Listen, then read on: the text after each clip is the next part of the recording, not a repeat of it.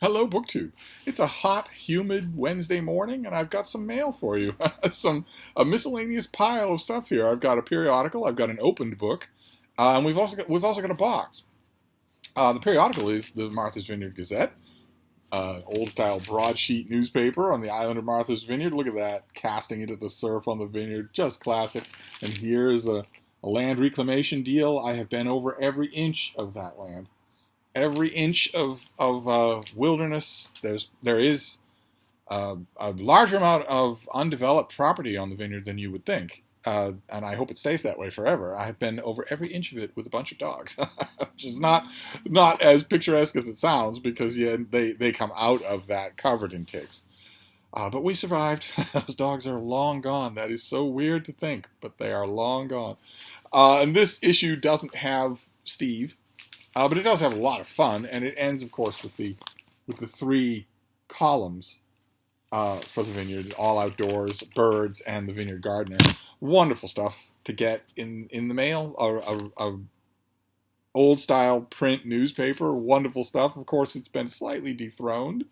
Not so much dethroned as a William and Mary type thing, co-rulers, because there's another print newspaper. It's not nearly as venerable as the Vineyard Gazette. It doesn't have nearly as long a history with me, but it does employ me.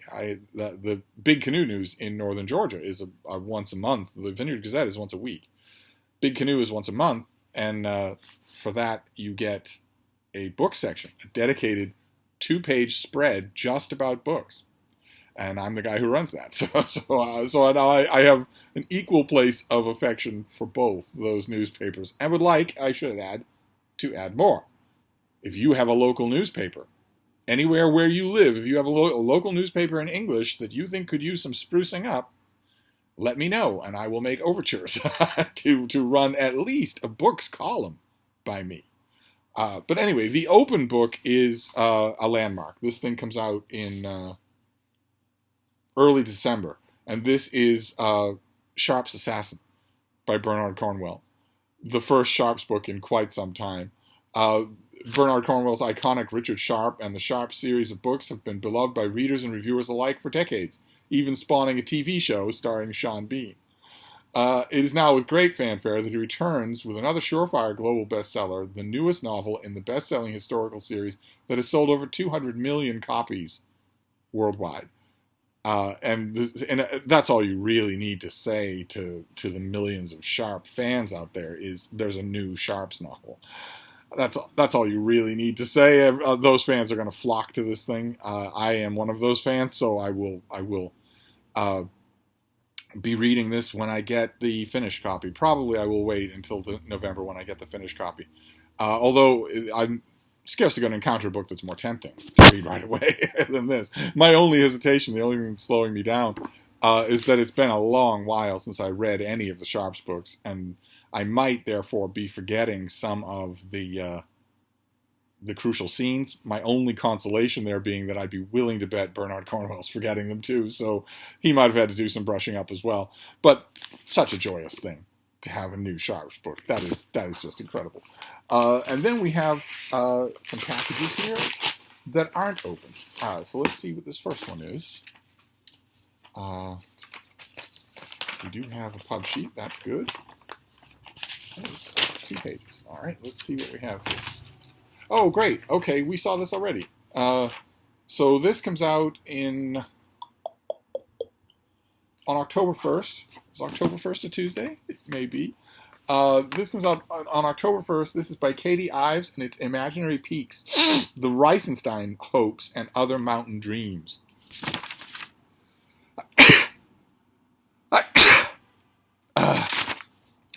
We saw this just recently, and this is the finished copy. So does this have artwork? No artwork at all.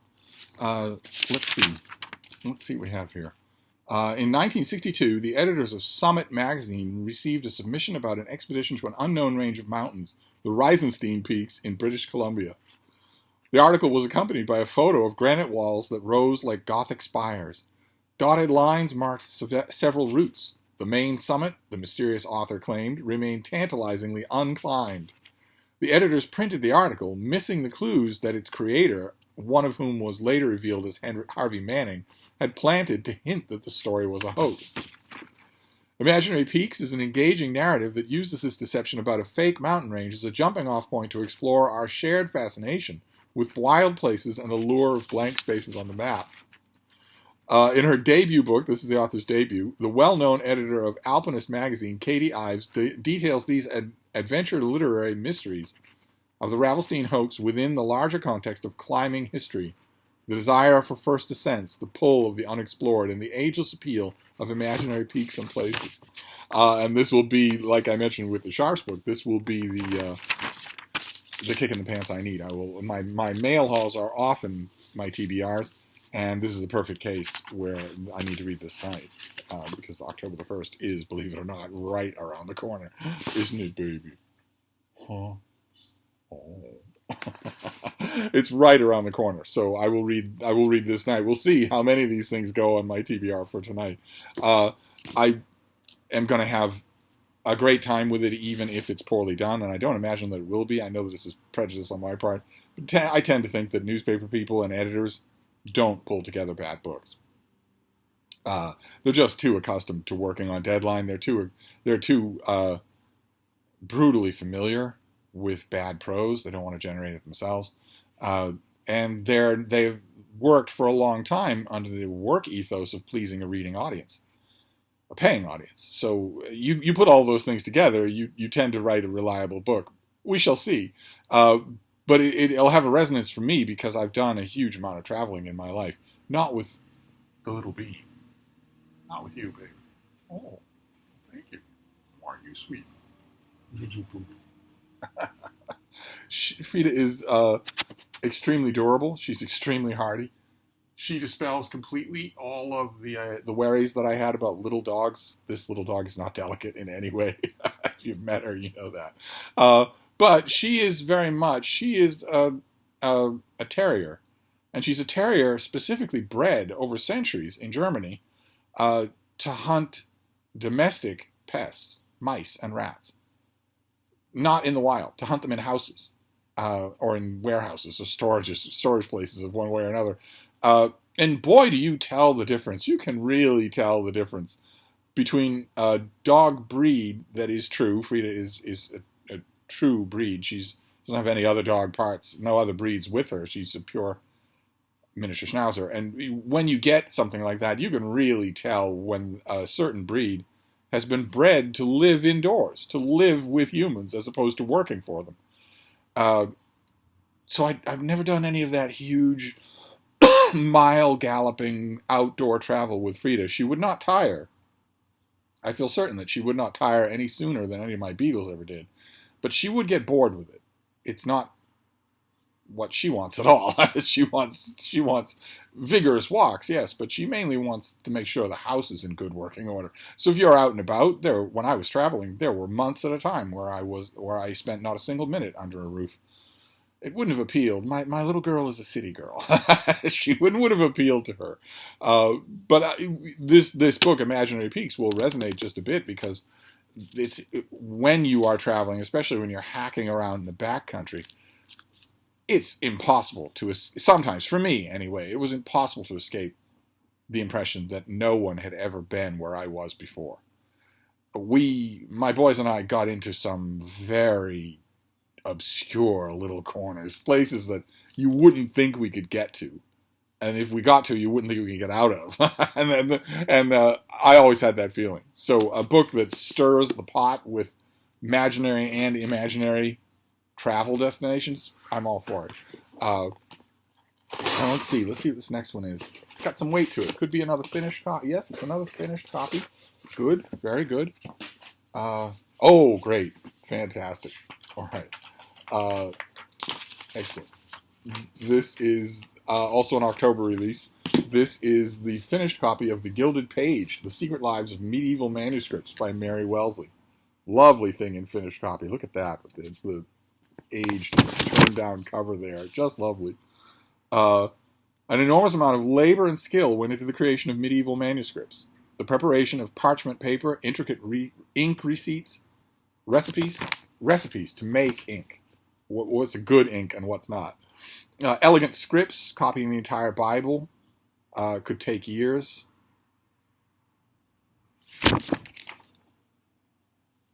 Okay, it's different copy on the dust jacket. The copy on the pub sheet does not capitalize Bible. Okay, decoration, art, and binding. They could be simple, but the more elaborate became stunning forms of art in themselves. And in this book tells the story of the written word ranging from the earliest intact book in Europe to the personal prayer book of Henry VIII. The author explores the amazing origins, surfacing the important roles played by women and ordinary people, the grinders, the binders, and scribes in their creation and survival. Okay, it's not what's that. We're going to resist the business world speak, the business speak, noxious invasion of phraseology like surfacing. If you want to say spotlighting, feel free to say that. If you want to say emphasizing, feel free to say that. I'll surface this at the next meeting. It comes from the business world. It must be rejected at all costs. It's what androids say. It's how androids talk. This book is not surfacing anything, and this book itself is not surfacing. If you threw it in a pond, maybe, but otherwise, no. Roaming through this fascinating history, the author recounts fires. The only surviving Beowulf manuscript is singed at its edges, losing a bit of its matter every decade. And instances where manuscripts were designed as a way to reinforce power. The Psalter commissioned by Henry VIII containing a bold illustration of David fighting Goliath, where the king's face has been drawn on the face of David. The viewer is seemingly invited to see Goliath as Henry's arch-nemesis, Pope Paul III. Wellesley, the author here, also questioned why some manuscripts survive and others perish. We know of Chaucer, certainly, but why have we lost so many texts created by women? The manuscripts of the illiterate Marjorie Kemp, the first piece of autobiographical fiction in English, narrowly avoided ruin, found in the 20th century in a country house closet by a family searching for ping-pong balls. Okay, but that's random happenstance. You're going to have to go a long way. In fact, you're going to have to go further than you have. The whole book would have to be about you making a case that there was a concerted effort to search out and get rid of books written by women, ancient manuscripts written by women. I don't believe any such effort ever took place, and you'd have to prove it to me, and it would take a lot of doing. It's kind of difficult to prove that sort of thing. There are plenty of manuscripts, far, far more manuscripts by male authors than by female authors, that have been completely lost to history. It's just the ratio of it all. That's all. It was harder. I don't know why I have to say this point over and over again. It was harder for women to achieve an education on a level that would allow them to write for leisure. And even if they did, it was societally frowned upon for them to write for leisure. You might deplore those factors, so do I. How can anybody not, considering you just imagine how many works of genius we don't have because of that. But it's not a question of that we did have that number of works of genius, and the patriarchy is just, as a hive mind, completely destroyed them over the centuries. No, the societal shape prevented those manuscripts from being written in the first place. Anyway, I'm pretty sure that is only the pub sheet. You could, if you're going to write a book that says there was a massive concerted effort on the part of the patriarchal hive mind to destroy manuscripts written by women but not by men, or to hide them in country house closets, I guess would be another part of that weird conspiracy theory. If you're going to say something like that, then you're going to need a whole book to prove it, and I don't think the author does that. So that's probably just a pub sheet. But this is what are some of the bullet points here? How without manuscripts, many historical figures would be lost, their voices silenced. The manuscripts that survive do so by chance. I agree. Thank you. Despite their value to collectors, they have often been treated carelessly. Okay, fantastic. Well, this book will be winging its way to Ireland, but I'm glad to have it. Fantastic. And the finished copy is rather elegant in a way, in an understated way. And then we have the box. Also heavy. Could also be a finished copy. Let's see here. What have we got here? Ew. I touched an invoice. Let's get rid of that. Okay, great.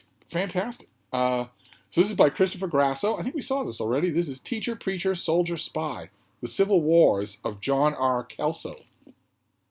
Little bit of a crimping at the bottom here, just from the mailing. This has a blurb by David Blight, who wrote a great biography of Frederick Douglass. What have we got here? I don't have a sheet for it, but that's okay. A former Methodist preacher and a Missouri school teacher, John Kelso served as a Union Army foot soldier, cavalry officer, guerrilla fighter, and spy. Kelso became driven by revenge after pro-Southern neighbors stole his property, burned down his house, and drove his family and friends from their homes. He vowed to kill 25 Confederates with his own hands, and, often disguised as a rebel, proceeded to track and kill unsuspecting victims with wild delight. The newspapers of the day reported of his feats of derring do, as the Union hailed him as a hero and the Confederate sympathizers called him a monster. And this book is an account of an extraordinary 19th century American life. During Reconstruction, Kelso served in the House of Representatives and was one of the first to call for the impeachment of Andrew Johnson. Personal tragedy then drove him west, where he became a free-thinking lecturer and author, an atheist, a spiritualist, and before his death in 1891, an anarchist. Sounds like he was an anarchist to begin with. Kelso was also a strong-willed son, a passionate husband, and a loving and grieving father. The Civil War remained central to his life, challenging his notions of manhood and honor, his ideals of liberty and equality, and his beliefs about politics, religion, morality, and human nature. Throughout his life, too, he fought private wars, not only against former friends and alienated family members, rebellious students, and disaffected church congregations, political opponents, and religious critics, but also against the warring impulses of his own character. Okay. Okay, so this is a Civil War book I'm guessing Bill Rutenberg doesn't have. I'll have to see if I can correct that. Fantastic. All right, so I don't have a date on this thing. I'm assuming it's an October release, but Oxford is sometimes bad about that sort of thing.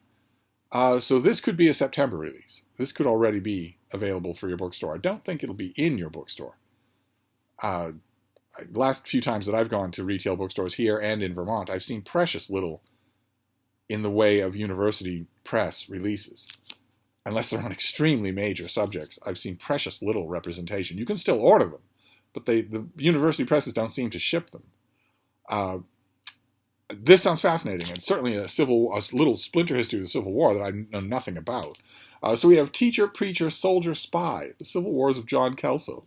We have The Gilded Page, Secret Lives of Medieval Manuscripts.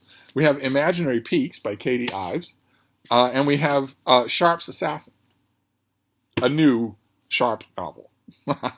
And also the Martha's Vineyard Gazette. So not a bad mail day. More mail may be coming. There is a delivery coming today, but it's not books.